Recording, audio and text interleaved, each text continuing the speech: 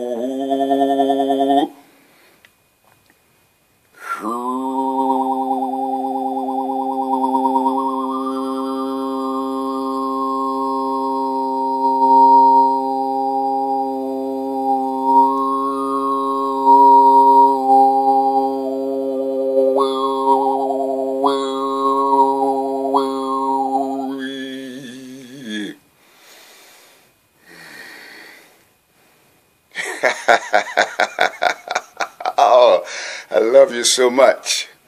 I am Astarius Miraculi, and I bring a very important message today. The message is eternal celebration. Every moment is a cause for eternal celebration.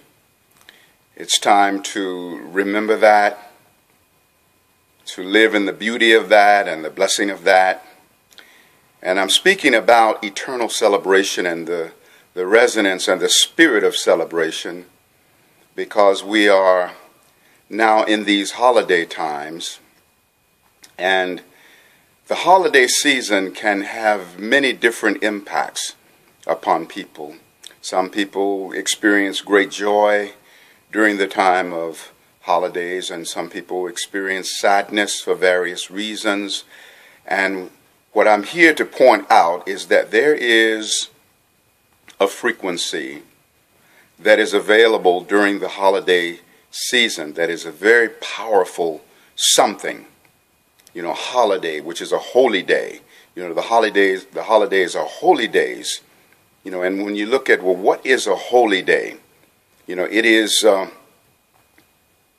to see in the spirit of the holy day is to see a day or a segment of time in the light of its highest possibilities.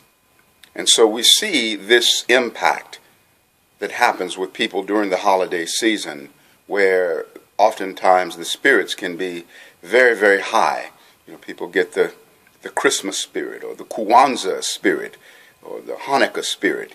You know, there's many different celebrations that take place during these times, and it's really important that we look for what are the commonalities, rather than saying my mode of celebration is better than your mode of celebration. You know, Christmas is not better than Kwanzaa. Kwanzaa is not better than Hanukkah. You know, because each is a focal point of celebration. And even if you're not necessarily at resonance with a particular type of celebration that one engages in, it's important to celebrate the fact that it does something amazing for them.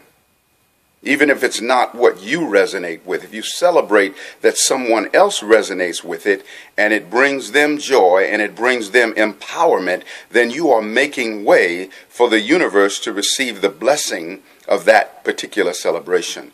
And also you receive a blessing from it, just by honoring that it is a beautiful something for someone else, celebrating the fact that it is an empowerment for someone else. You may be into Hanukkah, but celebrate the fact that Christmas brings certain people joy. You may be into Christmas, but celebrate the fact that Kwanzaa brings joy. And then there's so many different modes of celebration. You know, and there is a oneness of wholeness of celebration, just like there is a oneness of wholeness of being. You know, the first celebration was that which emanated from our Creator upon the creation of the universe, when God created everything and then sat back and said it, and it was very good. That was the celebration of that which the Most High had brought into manifestation. So I'm here to remind us to be in a greater measure of celebration during these times. Celebration is the face of gratitude. When you celebrate something, you're in a state of gratitude. You're in a state of appreciation. When you're in celebration, you're in a mode of seeing with the eye of God. Just as God said, and it was very good. It's important that we say about our own life, and it is very good. And yes, there may be challenges and difficulties that exist within our lives, but we don't have to give all of the attention to those challenges and those difficulties. No matter how difficult life may be for you, there are so many other things that represent an amazing blessing. The problem is sometimes those things aren't given the attention. There is a human tendency to give more attention to the negative side of life. We see that in the news. You don't have a lot of good news, that we can look at television and watch. Usually the news is reflecting horrible and horrendous things, and people become fascinated by the negative. But it's time that we begin to engage in being fascinated by that which is exalted, that which is beautiful, that which is joyous, that which brings bliss. Bliss is a greater available resonance during the holiday times, during these holy days.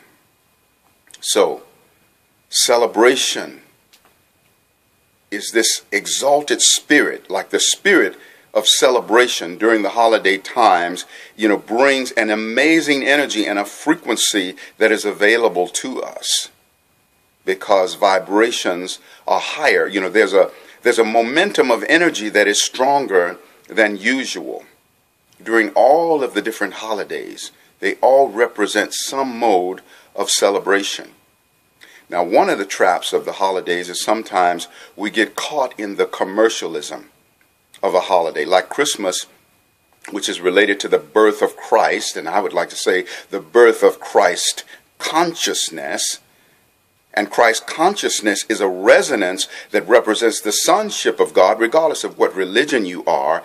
It is that essence of the Son of God, that qualitative extension of God, that is the microcosmic container of God, God being the macrocosmic all that is, and the sonship, which is the individualization of God, is like the microcosmic container. And that's what the Christ principle is like. And regardless of what name you call it, the Christ principle has some applicability in every religion, though called by different terms. And so, yes, there's a commercialism that comes in sometimes, and sometimes it's an opportunity, or when many people try to promote as many sales as they can, and sometimes we lose the sight of what this resonance, particularly Christmas, is all about. And yet, at the same time, there is a wisdom in not judging the commercialism. You don't have to resonate with it. I personally don't resonate with the dark side of commercialism.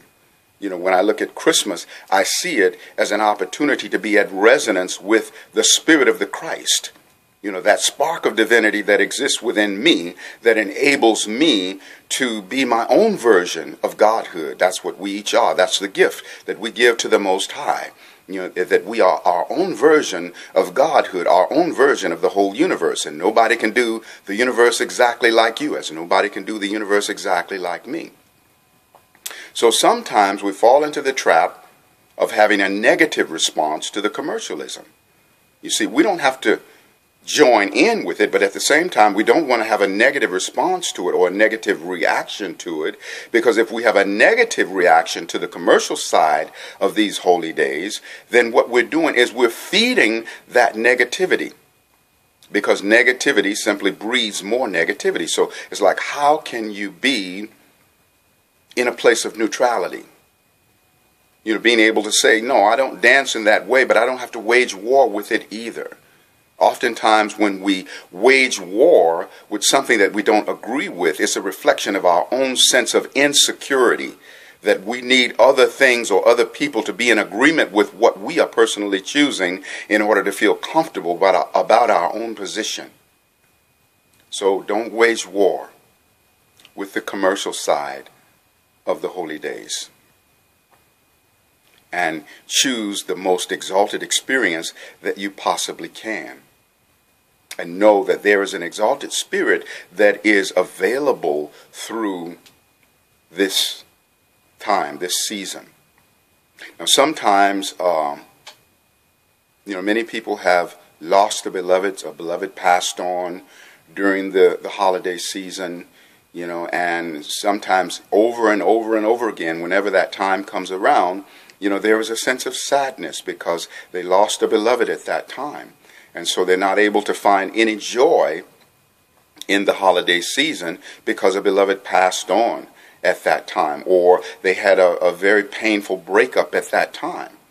But you don't want to associate these times of celebration with painful experiences that you went through. Yes, you may have had those experiences. I personally just recently experienced my mother crossing over. She passed on, just very, very recently. And yes, there's a part of me that would love to be able to share with her during the holiday seasons, and yet rather than being in the pain of her not being here in a body, what I'm going to do is I'm going to look for the ways in which we are in connection with her arcing from spirit and me arcing from flesh, because we have a new dynamic of relationship. She has not ceased to be. She laid her body down, but who she is as being is still a reality.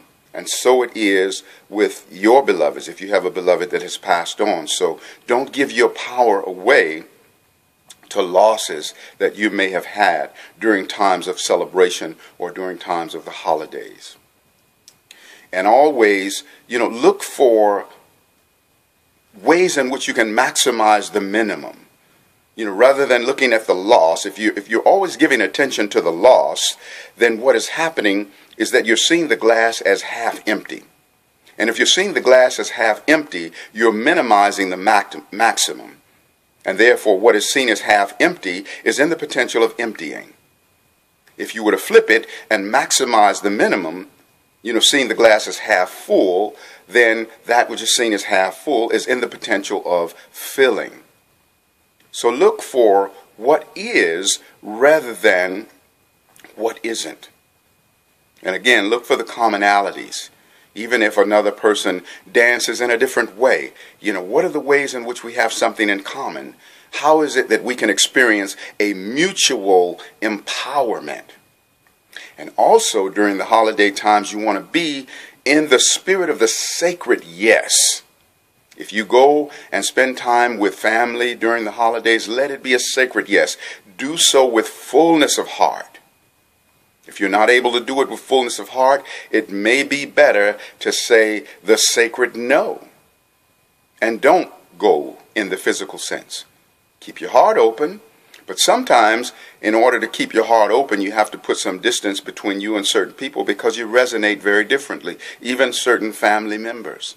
Sometimes you have to say, I'm loving you from over here, and sometimes I'm loving you from way over here. But at the same time, keep your heart open. Stay in a spirit of love. Say the sacred yes, not the unsacred yes. If necessary, the sacred no. It's a matter of what is in a reflection of, or what is reflecting your highest integrity. If you feel resentment when you're spending time with someone, and you're feeling resentment because you feel like you have to do it, but you really don't want to do it, that's an unsacred yes. So don't inflict that upon yourself, and do whatever you can do to be in the joy of sharing time with those that you share time with, and also own the joy that you witness in others. When you see others, being in an exalted spirit, during the holiday times, really join in with that exaltation. Say, oh my God, what a wonderful time I'm having through that part of me. Because when you're in that kind of celebration, you create a soul jump start for yourself. And that which you see, that is an exalted resonance within them begins to vibrate within you also. So let's celebrate the goodness that we see in all others. There is a oneness of wholeness, of goodness, a oneness of wholeness, of good feelings. And even when we see others that may be behaving in negative ways and hurtful ways toward others, let's believe in the power of redemption for all people, no matter how horribly they may be behaving. Because if we let the way that we see them and the way that we speak about them be an affirmation of that horrible behavior, we are simply an accessory to the horrible behavior. Because the way in which we're thinking about it is feeding it. Instead, rather than seeing them as an affirmation of that horribleness, see a higher possibility. They may not be fulfilling that higher possibility, but see that for them. And when you see that for them, you have then made a deposit within their soul bank. They may not withdraw that deposit for lifetimes, and yet it will stay there in their soul bank, accumulating interest. And at such time that they evolve to a place of readiness, they will withdraw that wonderful deposit that you made into their soul bank by believing in them, by believing in the redemption of their being, by believing in the higher possibilities of the way that they could show up in life. This is what God does. God is always seeing the higher possibility within all of us. God is not mad with anybody. And God is not urgent for anybody to hurry up and behave, no matter what men and women may project onto the Creator. If the Creator was going to be urgent for us to behave a particular way, then God would have used God's all-powerfulness to make us behave, because God is that powerful. But rather than making us do anything, God gave us free will and free choice, that we could choose, to act in exalted ways or go the negative path. But there's a knowingness within the Most High that eventually we'll all come home, just like the prodigal son. So let us see the higher possibilities of every being. Believe in the redemption of every being. Believe in the redemption of your own self. No matter how many mistakes you've made. I know, God knows, I have stumbled and I've made crazy mistakes and I've been unkind to people and all kinds of things, before I came into a resonance with this spiritual path that I'm on. And so I'm a living example of how a being can be redeemed. I remember in my early life, from age 16 to 22, I was a dishonor student in the University of Life's other side of the fence, growing up in the treacherous, ghettos of Chicago, being a part of that treachery. And God held space for me and saw me through that and brought me to a place where I could, make positive use of that which I have been given and be a catalyst for lifting up and raising up other people's vibration as well as my own. So believe in the redemption of yourself. Believe in the redemption of others. So I now want to recite to you a poem that I wrote many years ago called The Magic of Christmas, which, kind of encapsulates the way that I feel about how it's important for us to approach the holiday season. So, the magic of Christmas. Did you ever tune in when the Christ must spirit overtakes the hearts of men, when strangers greet saying Merry Christmas and a Happy New Year? The vibrations of Christ consciousness pervade the atmosphere. This magical time of year has the whole world enchanted. It brings a very lofty feeling of which it's wise to take advantage. Prepare your mental manger, unto Christ be not a stranger. Let King Jesus be born in you, and thus escape the wrath of danger. Jesus said we're one with God, and the power of Christ is in us. If you say Jesus in slow motion, you'll discover, gee, he's us. What? Gee, he's us? Yes, gee, he's us. So let Christ be born in you through the magic of Christmas time, and find your soul transformed by the renewing of your mind. So you accept my proposition to what I'm saying? You do adhere. Now watch your life enrich itself during the glorious brand new year. Well, my mission is accomplished. May you shine bright as that eastern star, but always remember Christ must. And then, Happy New Ye Are. So I believe in the core of this thing that we call the Christmas spirit is really the Christ must spirit. And I believe that, when for example, the angel said, to Mary, that the Christ must be born, and that Mary might have said, well, how can this be if this is immaculate conception? What am I going to tell my husband, who I've not been with? And it was like, I could hear, in the silences of my soul, the Holy Spirit saying, Mary, Christ must be born through you. So this is the Christ must spirit. And we do see that strangers greet each other in a different way, that people are a little bit warmer towards each other. Not every single person, but many people tend to put forth a greater effort to be warmer towards each other during the holiday season, because it carries a spirit that pulls that out. The vibrations of Christ consciousness pervade the atmosphere. And this magical time of year has the whole world enchanted, and it brings a very lofty feeling of which it's wise to take advantage. So we want to take advantage of these vibrations, and we prepare our mental manger, allowing King Jesus to be born in us. He's us. Or just us. We have that Christ principle within us. And then we want to see the marriage between Christmas, between Kwanzaa, between Hanukkah, and all of the different celebrations. Look at the oneness of the wholeness of the celebration. And then, Happy New Ye Are. That's Happy New Year. Happy New Ye Are. And the power of that transitioning from one year to the next is the whole power of the preceding year, and the upcoming year is available in the moment of transitioning.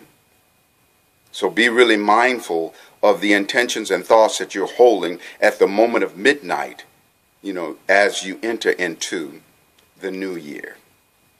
So with all of this, I'm going to now offer some didgeridoo, and when I play my didgeridoo, and this is I have resurrected this one here. This is I now call it Phoenix Ascension. Initially, it was in the key of D when I made it years ago, and now I've refashioned it so it's in the key of F, which is the heart chakra. And what I'm now doing is I'm going to channel the oneness of the wholeness of the spirit of celebration. Every celebration that is, was, or ever will be, going all the way back to the celebration in the heart of our Creator upon the creation of the universe, and to bring into harmonic convergence of this moment the spirit of celebration at large. And I want you to apply it to your own personal celebrations and your own life intentions, because this is a very powerful moment. The oneness of the wholeness of the celebration.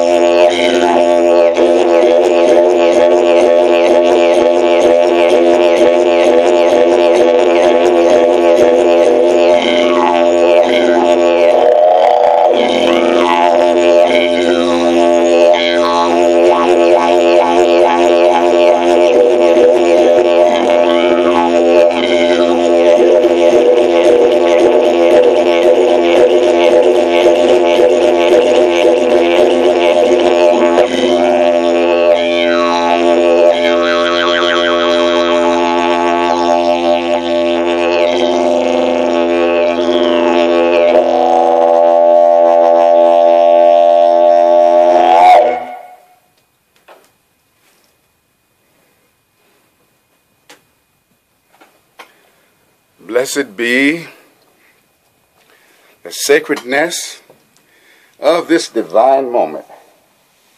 Life is delicious. As my little daughter used to say when she was a baby, she had some food that she really loved. She'd raise her fork and she'd say, "Licious!" Life is licious.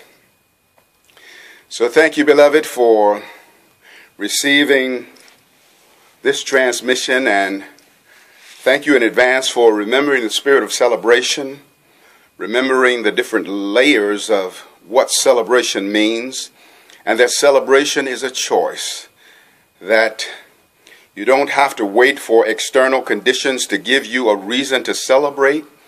You can celebrate in advance, and that inner celebration will then begin to create external manifestations of things about which you can have even bigger celebration.